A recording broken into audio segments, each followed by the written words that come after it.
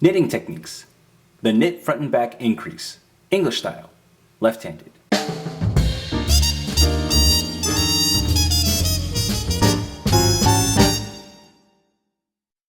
To download a guide with our 5 favorite tips to improve your knitting right now, visit newstitchaday.com/5knittips.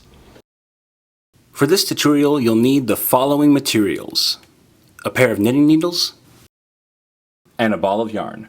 Special thanks to our sponsor Lion Brand for providing today's yarn. Today we are using their Lion's Pride Woolspun, available exclusively at Michael's Craft Stores and lionbrand.com, in the color Taupe.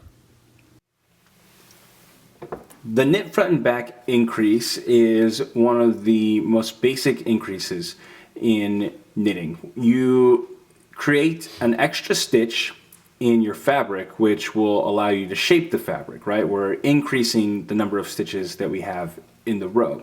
And we do this basically by knitting into one stitch 2 times. This technique generally leaves a what looks like a purl bump in your fabric. So it's not my favorite technique for doing stockinette increases, although a lot of patterns use this technique to increase in stockinette, but this is a great technique for increasing in garter stitch. So as you can see in the swatch that I've done of all garter stitch, it's kind of hard to see where the increases are. They're actually right along this edge here, but that purl bump ends up getting sort of hidden in the garter stitch. You can see it here, here, here, and here, but in the fabric as a whole, they're pretty invisible. So this is my preferred technique for increasing in garter stitch. But let me show you how we do it. Alright, for the knit front and back, for step 1, we're going to insert our working needle into the next stitch and we're going to knit this as normal.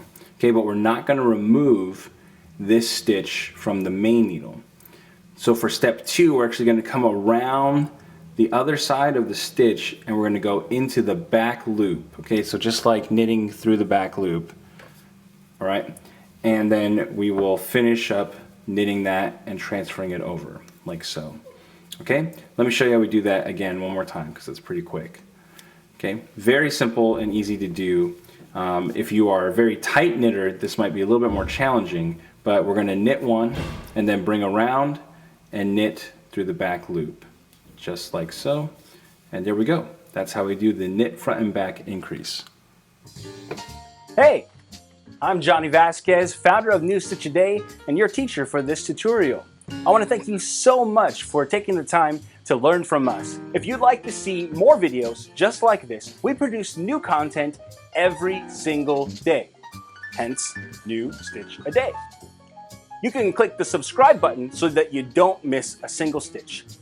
And if you click one of the links to the side here, you can see the previous stitch in our series or the next stitch in our series. And if you click this link, you'll be able to see one of my favorites. And don't forget, you can also download a PDF with the written instructions for this tutorial by clicking or using the URL link that's on the screen. Again, I want to thank you so much for learning with us, and I hope that we've helped make your knitting and crochet skills a little bit better today. Yarn on!